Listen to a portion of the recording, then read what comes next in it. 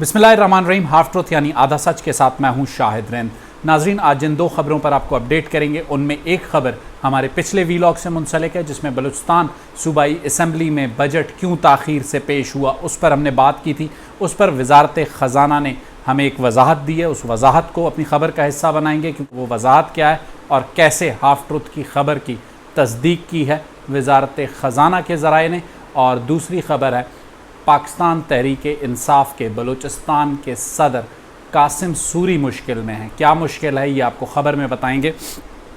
सबसे पहले बात करते हैं हाफ ट्रुथ के पिछले वीलॉग में, जहां पर हमने बात की थी कि बलूचिस्तान सूबाई असम्बली में 2 रोज़ ताख़ीर से बजट क्यों पेश हुआ, इसकी क्या बुनियादी वजूहात थी। 40 अरब रुपए की स्कीमात कैसे आखिरी लम्हात पे वज़ीर आला को इल्म में लाए बग़ैर बजट का हिस्सा बनाई गई। हमने इस खबर में ये बात की थी कि 2 सेक्रेटरीज़, खासकर सेक्रेटरी ख़जाना की हमने बात की थी और सेक्रेटरी मनसूबाबंदी व तरक्यात, एडिशनल चीफ सेक्रेटरी, माजरत चाहता हूँ, एडिशनल चीफ सेक्रेटरी मनसूबाबंदी व तरक्यात कैसे वज़ीर आला के रडार पर आए हैं। इस वीलॉग के बाद वजारत ख़जाना के ज़िम्मेदार ज़राए ने हमसे रब्ता किया और अपनी एक वजाहत हमारे सामने रखी। तो ये हमारी सहाफ़ती ज़िम्मेदारी है कि उनकी वजाहत को भी आपके सामने रखा जाए। वजारत ख़जाना के ज़राए ने सबसे पहले इस बात को रद्द किया कि अब जाके किसी मामले पर सेक्रेटरी ख़जाना की ट्रांसफ़र का मामला ज़ेर गौर है, बल्कि उनका ये कहना था कि ट्रांसफ़र उनका पहले हो चुका था। जो सेक्रेटरी ख़जाना है हाफिज़ Abdul Basit as a senior MBR, और उन्हें सिर्फ चीफ सेक्रेटरी और वज़ीर आला ने बजट के लिए जो है रोका था और अब नए सेक्रेटरी ख़जाना की किसी भी वक्त तकर्रुरी हो जाएगी। हमारे ये ज़राए का कहना है कि ये ख़बर जो हम तक पहुंची थी उनके तबादले के हवाले से इस बजट की बेज़ाब्तगी, जिसे वो तस्लीम नहीं करेंगे, इस बजट की जो बेज़ाब्तगियाँ हुई हैं उस बेज़ाब्तगियों के बाद शिद्दत आई थी उन्हें उनकी जगह किसी नए उनकी जगह किसी नए सेक्रेटरी ख़जाना को लाने में, और ये शिद्दत वज़ीर आला ने महसूस की है। ज़राए का हमारे ये दावा है, लेकिन जो वजाहत है महकमा ख़जाना की वो अपनी जगह पर अहम है। और दूसरी बात महकमा ख़जाना के ज़राए ने जो हमें बताई है, SDP जो स्कीमात के लिए फ़ंड्स रखे जाते हैं उनका वजारत ख़जाना से कोई लेना देना नहीं होता।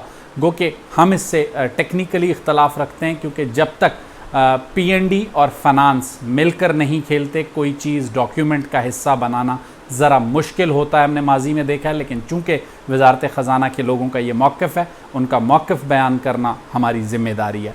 वजारत ख़जाना के ज़राए से जब हमने ये सवाल पूछा कि क्या 17 जून को बजट पेश करने के लिए PND ने अपनी स्कीम्स या जो मतलूबा रकम उन्हें तरक्याती स्कीमात के लिए चाहिए थी, क्या उससे वजारत ख़जाना को आगाह कर दिया था, तो उनका जवाब, ज़िम्मेदार ज़राए ने वजारत ख़जाना का जो जवाब था वो नफ़ी में था और उनका ये कहना था कि 17 जून को उन्हें ये चीज़ें नहीं मिली थी। लेकिन अगर PND ने हमें वक्त पे चीज़ें दे दी होती, एडिशनल चीफ सेक्रेटरी मनसूबाबंदी व तरक्यात के दफ्तर ने वक्त पे चीज़ें दी होती, तो हम आसानी से बजट 17 जून को पेश कर सकते थे। ना मिलने की वजह से बजट ताख़ीर का शिकार हुआ। तो इस बात की तस्दीक हुई कि 17 जून तक वजारत ख़जाना बलूचिस्तान को एडिशनल चीफ सेक्रेटरी मनसूबाबंदी व तरक्यात के दफ्तर या फिर PND डिपार्टमेंट की जानिब से जो स्कीमात के लिए मुख्तस रकम है, जो उन्हें तरक्याती स्कीमात के लिए चाहिए थी, उसका हतमी फ़िगर नहीं मिला था, क्योंकि उस फिगर को हतमी शक्ल ही नहीं दी गई थी। उसमें आखिरी वक्त तक बजट दस्तावेज़ात में चीज़ों को शामिल किया जा रहा था। तो ये हमारी ख़बर थी। ट्रांसफ़र के मुताल्लिक हमारी ख़बर पे हम अब भी इस बात पर कायम हैं कि ये 2-3 तबादले होने हैं और तबादले इंतहाई अहम हैं।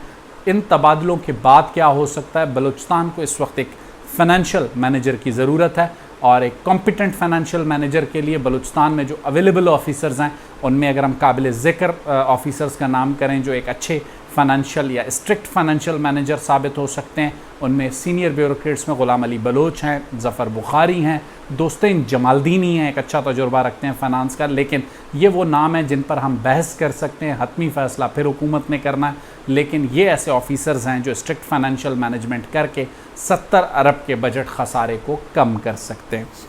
दूसरी खबर, कासिम सूरी पाकिस्तान तहरीक इंसाफ के सदर, साबिक डिप्टी स्पीकर, क्योंकि इस वक्त डिप्टी स्पीकर के ओहदे से वो मुस्ताफ़ी हो चुके हैं, उनकी जगह नया डिप्टी स्पीकर आ चुका है। कौमी असम्बली के वो रुकन हैं या नहीं, ये कन्फ्यूजन ताहाल स्पीकर ऑफिस ने दूर करना है, लेकिन डिप्टी स्पीकर वो साबिक हो चुके हैं।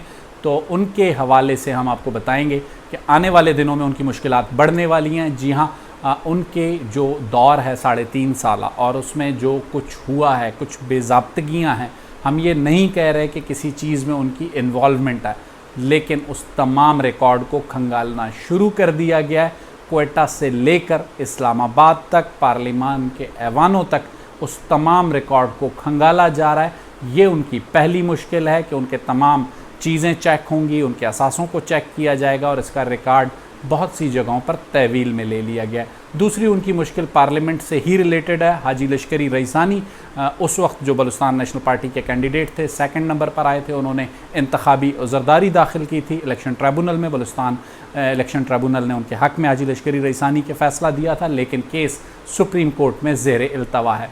हाजी लश्करी रईसानी ने सुप्रीम कोर्ट में एक और दरख्वास्त दायर की है और इस दरख्वास्त में उन्होंने सुप्रीम कोर्ट के सामने 2 बातें रखी हैं। एक, पहली बात कि अगर कासिम सूरी इस्तीफ़ा दे चुके हैं कौमी असम्बली से, तो सुप्रीम कोर्ट इस हलके को खाली करार दे और दोबारा इंतखाबात का ऐलान करे और उनकी जो एप्लीकेशन है उसे डिस्पोज ऑफ करे। अगर वो अभी तक रुकने कौमी असम्बली हैं तो उन्होंने एक बार फिर अदालत से ये इल्तजा या दरख्वास्त की है कि उनकी जो इंतखाबी अज़रदारी जिस पर कासिम सूरी स्टे पर हैं उसका जल्द अज जल्द फ़ैसला सुनाया जाए और ये बहैसियत फ़रीक या बहैसियत दरख्वास्त गुजार हाजी लश्करी रईसानी का हक़ है।